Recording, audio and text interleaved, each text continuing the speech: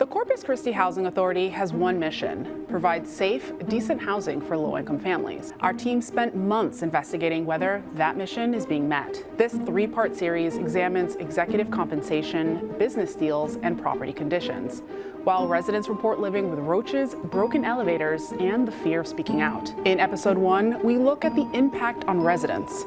In episode 2, we examine who got rich. And in episode 3, we explore the legality of these deals. And for this story, I meet with a disabled grandmother who is fighting for justice from her hospice bed. We're on the way to go meet a woman named Mary. She's a 71-year-old disabled woman who has been living in government housing for several years now. She used to live in a property called the Wiggins Apartments here in Corpus Christi, but she had to leave because there was a lot of gun violence there and a lot of just issues in general. And her doctors and social workers said that that is not safe for her.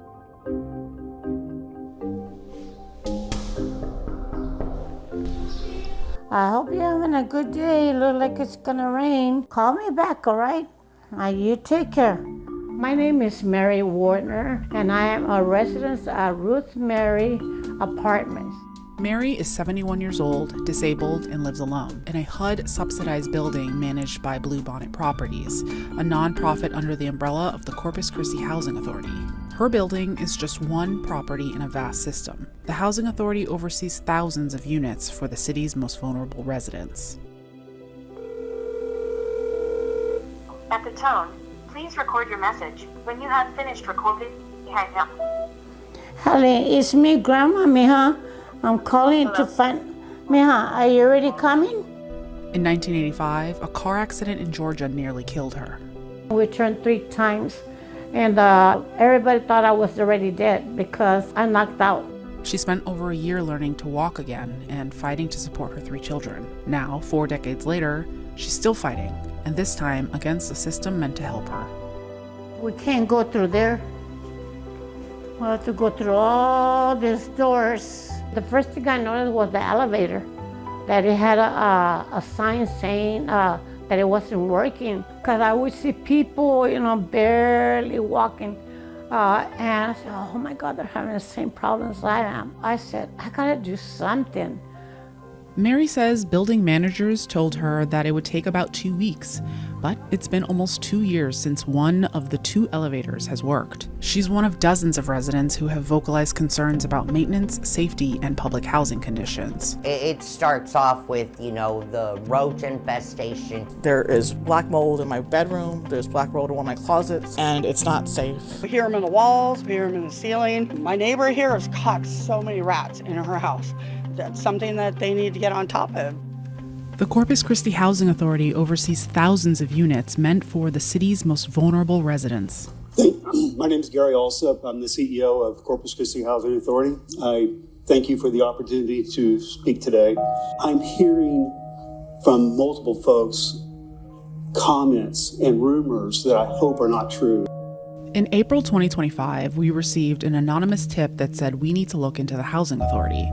Our investigations revealed a nearly $800,000 annual salary and bonus combined, making Alsop one of the highest paid Housing Authority executives in the entire country. No one in this community is worth $750,000 a year, especially a public servant.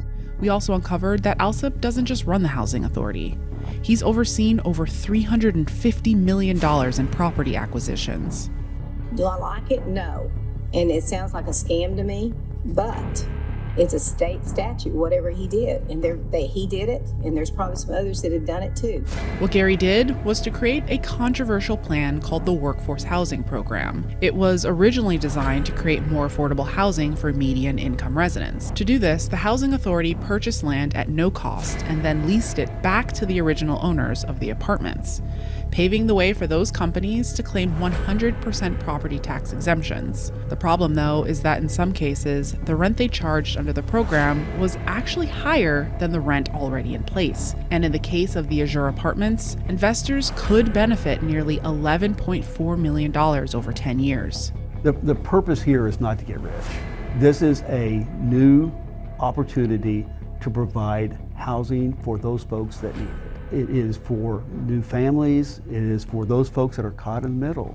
Too many times we do things for ultra low income, and I wish I could double my Section 8 vouchers. I really do. I wish I could do that today. I don't have the funds to do it.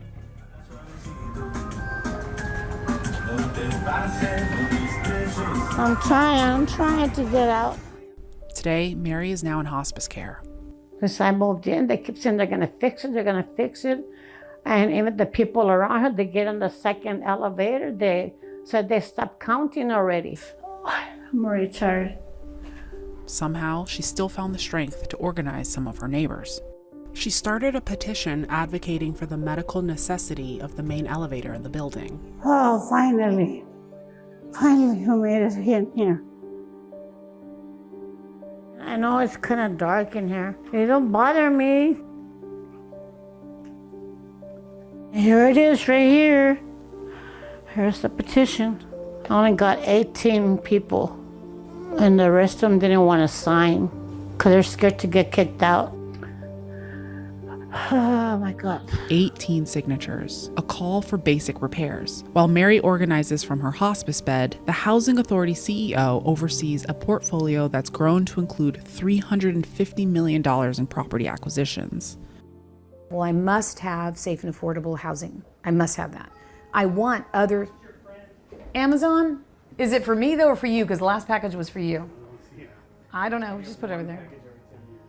Oh, please. This is Judith Gonzalez Rodriguez. I found out about Gary's salary on a Friday afternoon, and all of a sudden my phone started going off and I started getting lots of different text messages. And so I read it and I was very, very shocked that a person who serves in this capacity, when you consider health insurance and the car allowance, you're looking at likely $1 million package.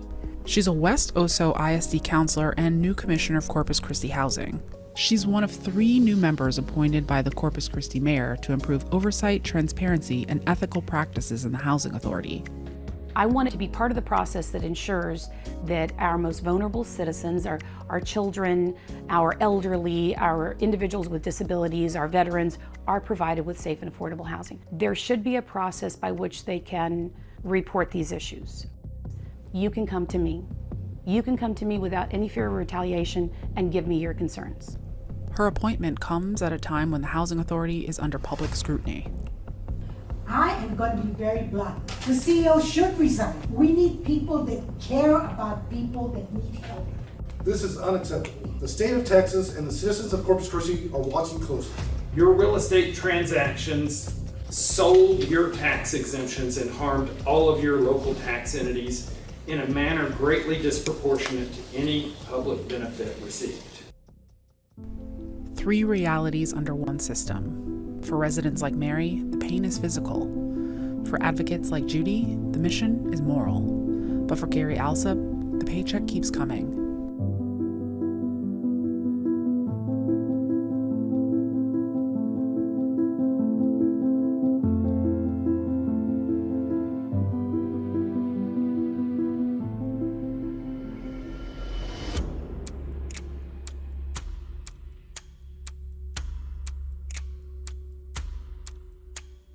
This is being called by some tax shelter for corporations. What would be your response to that?